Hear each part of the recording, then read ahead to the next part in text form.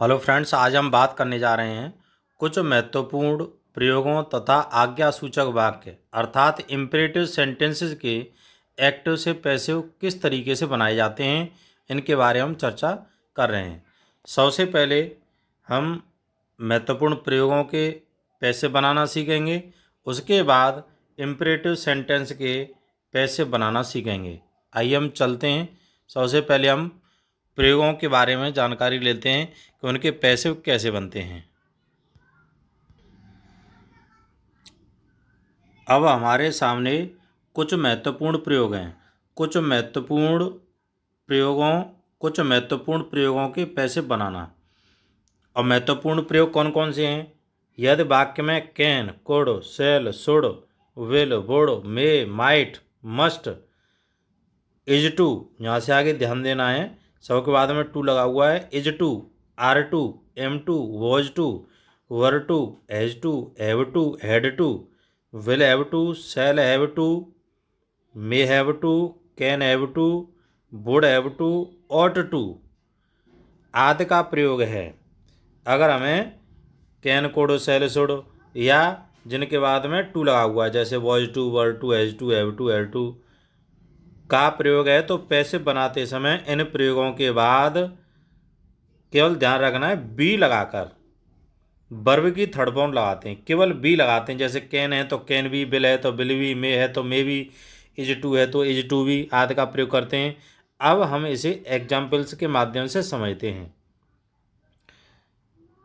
पहला एग्जाम्पल दिया गया है, he can lift the box, वह बॉक्स को उठा सकता है। यहाँ पर कैन का प्रयोग है। तो पैसिव बनाना इसका बहुत ही आसान है। तो कैन का कैन बी करना है और लिफ्ट की थर्ड फॉर्म लिफ्टेड। नियम वही रहेंगे पुराने वाले ही। जैसे ऑब्जेक्ट को सब्जेक्ट बना दिया द बॉक्स, और सब्जेक्ट को ऑब्जेक्ट बना दिया, और कैन का कैन बी कर दिया, और लिफ्ट की थर्ड फॉर्म लिफ्टेड, और बाय तो लगाते ही लगाते हैं कैन का कैन बी। अब नेक्स्ट एग्जाम्पल समझते हैं। सी मे वाटर द प्लांट्स, वह पौधों में पानी लगा सकती है। तो यहाँ पर हमें मे का प्रयोग दिखाई दे रहा है। तो ऐसे वाक्यों में मे बी का प्रयोग करेंगे पैसिव बनाते समय। और वाटर की थर्ड फॉर्म वाटर्ड, क्योंकि यहाँ पर वाटर का मतलब केवल पानी नहीं है, यहाँ पर है पानी देना। वाटर द प्लांट्स, पौधों में पानी देना। जैसे सी को ऑब्जेक्ट बना दिया, और द प्लांट्स जो कि ऑब्जेक्ट है उसको सब्जेक्ट बना दिया, और मे को मे बी में बदल दिया, और वाटर की थर्ड फॉर्म वाटर्ड, वाई हर। Next example, I have to complete the work, मुझे काम को पूरा करना पड़ता है, इसका पैसिव बनाना है। तो द वर्क जो ऑब्जेक्ट है सब्जेक्ट बना दिया द वर्क। यहाँ पर हमें हैव टू दिखाई दे रहा है क्योंकि आई के साथ में हैव टू लगाते हैं, लेकिन द वर्क सिंगुलर नाउन है, तो यहाँ पर हो जाएगा हैज टू। हैज टू और उसके साथ साथ बी और लगाना, हैज टू बी कंप्लीट की थर्ड फॉर्म कंप्लीटेड। और आई को जब आई सब्जेक्ट के रूप में उसको ऑब्जेक्ट बनाएंगे तो मी में बदल देंगे और अपनी ओर से वाई लगा देते हैं उससे पहले। Next example, he has to wash the clothes, तो यहाँ पर द क्लॉथ्स ऑब्जेक्ट है, ऑब्जेक्ट को सब्जेक्ट बना दिया। द क्लॉथ्स प्लूरल है तो इसलिए हैव टू लगाया हैज टू की जगह पर। और बी अपनी तरफ से जोड़ते हैं पैसे बनाते समय, वॉश की third form washed, why him, he को हिम में बदल देते हैं। अभी हमने कुछ प्रयोगों के पैसे बनाना सीखा। अब यहाँ से आगे हम सीखेंगे इम्परेटिव सेंटेंस के पैसे बनाना। अब हमें स्क्रीन पर दिखाई दे रहा है इम्परेटिव सेंटेंस के पैसे बनाना। इसके कैसे पैसे बनाए जाते हैं? सबसे पहले तो हमें इसकी पहचान ही पता होना चाहिए। इम्परेटिव सेंटेंस प्रारंभ होते हैं या तो फर्स्ट फॉर्म से, जैसे play hockey, example play hockey. तो जैसे हमने एग्जाम्पल बोला प्ले, प्ले क्या है? प्ले फर्स्ट फॉर्म है, वर्ब की फर्स्ट फॉर्म है, इम्परेटिव सेंटेंस है। अगर कोई सेंटेंस डू नॉट से स्टार्ट होता है तो वह भी इम्परेटिव होता है। जैसे डू नॉट रन फास्ट, तो डू नॉट वाले सेंटेंस इम्परेटिव होते हैं। प्लीज़ या काइंडली लगा होता है वे भी इम्परेटिव ही होते हैं। तो सबसे पहले हम फर्स्ट फॉर्म वाले को समझेंगे, फिर डू नॉट वाले, फिर प्लीज़ काइंडली वाले को। आइए चलते हैं, पहले वाले रूल को समझते हैं। Rule number A, first form से शुरू होने वाले वाक्यों के पैसिव बनाना। फर्स्ट फॉर्म से शुरू होते हैं उनके पैसिव हम जो 4 जो टिक लगे हुए हैं इतने प्रकार से हम बना सकते हैं। जिनकी लिखित परीक्षा होती है जैसे 9th 10th 11th 12th, तो एक तरीका सीख लेंगे वही पर्याप्त हो सकता है। लेकिन जो कॉम्पिटिशन्स की तैयारी कर रहे हैं उनके लिए इन चारों तरीकों को सीखना ज़रूरी है। क्यों? क्योंकि कंपटीशन में जो विकल्प आते हैं चारों ऑप्शन में से किस विधि से भी बना करके वह दे सकता है। तो हम इन चारों विधियों के बारे में समझेंगे, सभी के लिए ही समझना बहुत ही इम्पोर्टेंट है। तो फर्स्ट फॉर्म शुरू होते हैं तो पैसिव बनाते हैं तो लेट से शुरू करते हैं, लेट प्लस ऑब्जेक्ट फिर बी लगाते हैं, अपनी तरफ से लेट लगाते हैं शुरू में, फिर बी लगा देते हैं, फिर थर्ड फॉर्म लगाते हैं। दूसरा तरीका है कि हम ऑब्जेक्ट को पहले लगा देंगे और शुड भी अपनी ओर से लगा देंगे, थर्ड फॉर्म का प्रयोग कर देंगे। तीसरा तरीका है यू आर एडवाइड टू वाक्य के शुरू में लगा देंगे और जो बचा हुआ जो सेंटेंस होगा उसको पीछे लगा देंगे। तो यू आर एडवाइड टू का मतलब है आपको सलाह दी जाती है, या फिर इसकी जगह पर यू आर ऑर्डर्ड टू का भी प्रयोग कर सकते हैं। लेकिन ध्यान रखना है यू आर एडवाइड टू तब लगाते हैं जब सलाह दी जा रही हो, यू आर ऑर्डर्ड टू तब लगाते हैं जब ऑर्डर दिया जा रहा हो। लेकिन पता कैसे चलता है कि सलाह दी जा रही है ऑर्डर दिया जा रहा है, इसको पहचानने का एक शॉर्टकट फार्मूला है। शॉर्टकट बात यह है जब कोई बात किसी से करने के लिए कहा जा रहा हो लेकिन कहने वाले का उस पर कोई दबाव नहीं हो तो वह सलाह होती है। जैसे बोली जाए किसी से रोज़ाना रामायण पढ़ो, तो रामायण पढ़ो तो यहाँ पर सलाह दी जा रही है पढ़ो या मत पढ़ो। रोज़ाना टहलने जाओ तो जाओ या मन जाओ, सलाह दी जा रही है, सामने वाले का कोई दबाव नहीं है। ऑर्डर उसे कहते हैं कि उसे करना ही पड़ेगा। जैसे कोई मालिक कहता है किसी नौकर से कि मेरे कपड़ों को धो दीजिए, तो इसका मतलब यह है कि उसकी तरफ से दबाव है, प्रेशर है। अब हम फर्स्ट फॉर्म वाले के एग्जाम्पल को समझते हैं, एग्जाम्पल के माध्यम से समझेंगे। अब एग्जाम्पल में लिखा हुआ है help the poor. Help the poor का मतलब है गरीब लोगों की मदद करो। इसका हमें पैसे बनाना, हम जानते हैं हेल्प फर्स्ट फॉर्म है। जब फर्स्ट फॉर्म है तो इसे कैसे बनाते हैं, लेट से शुरू कर सकते हैं। जैसे हमने यहाँ पर लगा दिया शुरू में late plus object the poor, फिर बी लगा करके थर्ड फॉर्म का प्रयोग कर देंगे, हेल्प की थर्ड फॉर्म हो जाएगी हेल्प्ड। इसका दूसरा तरीका है, जैसे पहले तो हमने लेट वाला समझ लिया, और दूसरा है कि ऑब्जेक्ट को हम पहले सब्जेक्ट बना देंगे द पुअर, उसके बाद में लगा देंगे शुड बी, और वर्ब की जो फर्स्ट फॉर्म है उसकी थर्ड फॉर्म लगा देंगे helped. The poor should be helped, गरीब लोगों की मदद की जानी चाहिए।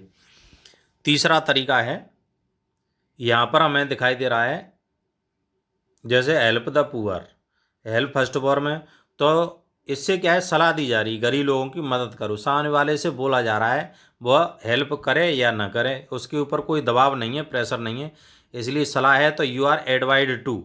और जो शेष जो दिखाई दे रहा है हेल्प द पुअर उसको हम ज्यों को त्यों लिख देते हैं। यहाँ पर हमने हेल्प की हेल्प्ड नहीं की है, क्यों?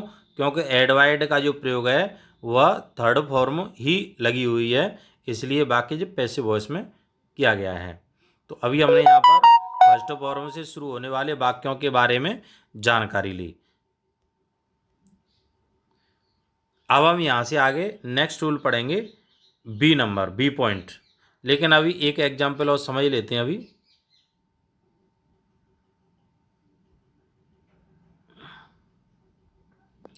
जैसे यहाँ पर लिखा हुआ है वॉश माई क्लॉथ्स, मेरे कपड़ों को धो दीजिए, पैसे बदलना है।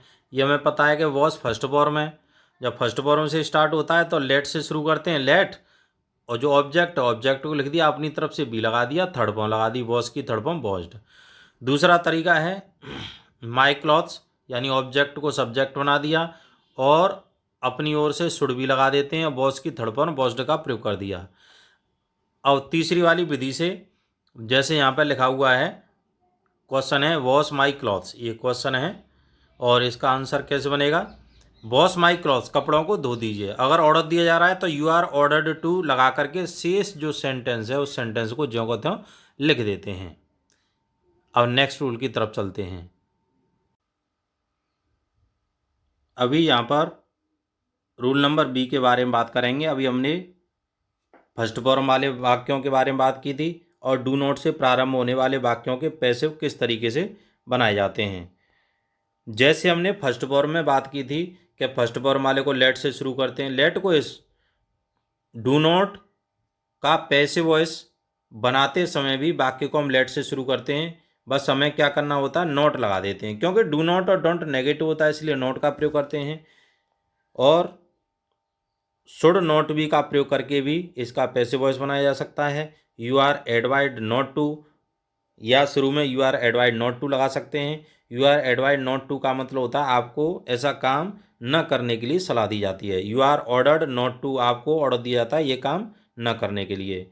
यू आर फॉरवर्डन का प्रयोग करके भी हम पैसे बना सकते हैं। और डू नॉट या डोंट को हटा देते हैं। क्यों हटा देते हैं? इसलिए हटा देते हैं क्योंकि डू नॉट और डोंट, क्योंकि यहाँ पर जब नोट लगा रहे हैं हम आंसर में तो डू नॉट को हटा दिया जाता है। फॉरवर्डन वाले वाक्यों में कभी भी नोट का प्रयोग नहीं होता है, ये ध्यान रखना है।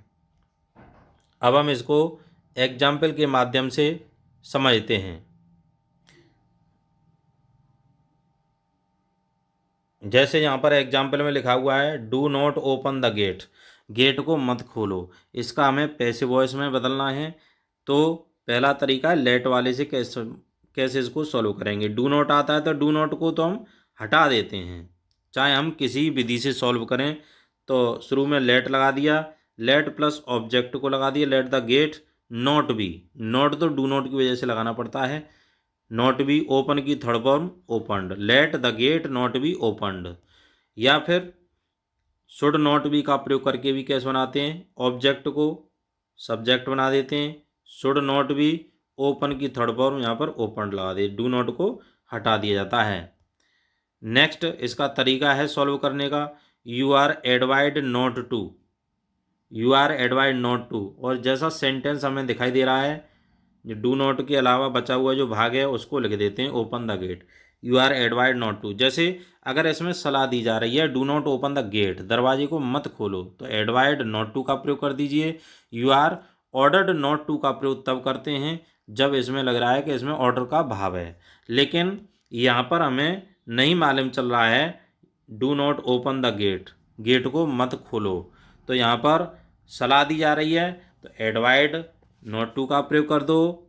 और ऑर्डर दिया जा रहा है, ऑर्डर नॉट टू का प्रयोग कर दो, क्योंकि कुछ सेंटेंस ऐसे होते हैं जिनमें भाव पता नहीं होता है। जैसे अगर मान के चलिए गर्मी का जैसे मौसम है और गर्मी के मौसम में जैसे लू आ रही है दरवाजे से, तो कुछ कहते हैं दरवाजे को बंद कर दो, लू आ रही है, तेज़ गर्म हवा आ रही है, तो वहाँ पर सलाह दी जा रही है। लेकिन हो सकता है कि अगर कोई मालिक है नौकर से कह रहा है तो वहाँ पर ऑर्डर भी हो सकता है, तो सेंस पर डिपेंड करता है। या अगला इसका तरीका है यू आर फॉरवर्डन टू का प्रयोग करके। यू आर फॉरवर्डन टू का मतलब होता है आपसे मना की जाती है, डू नॉट को हटा करके यू आर फॉरवर्डन टू लगा दिया। फिर बाकी का शेष जो सेंटेंस बचता है ओपन द गेट यहाँ पर हमने लिख दिया।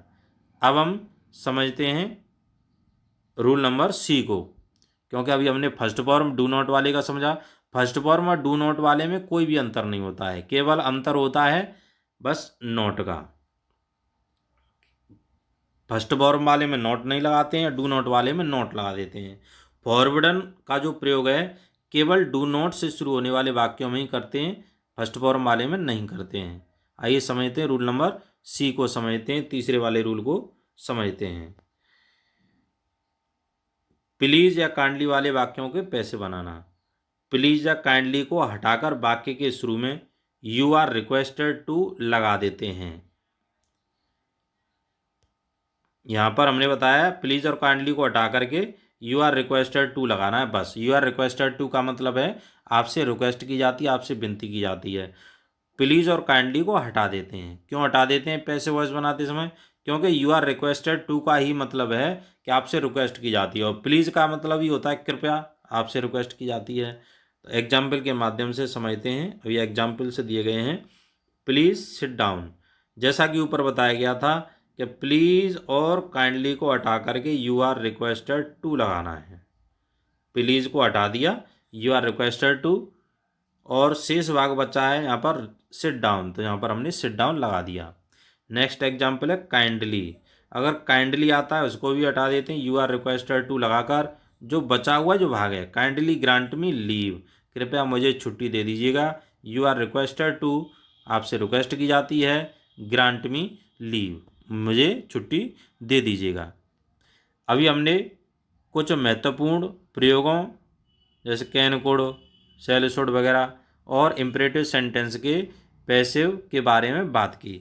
अब हम यहाँ पर कुछ एग्जाम्पल्स दे रहे हैं, आप उन एग्जाम्पल्स को सॉल्व करके देख सकते हैं और आप उनका स्क्रीनशॉट ले सकते हैं। अभी आपको एक एक्सरसाइज दी जा रही है।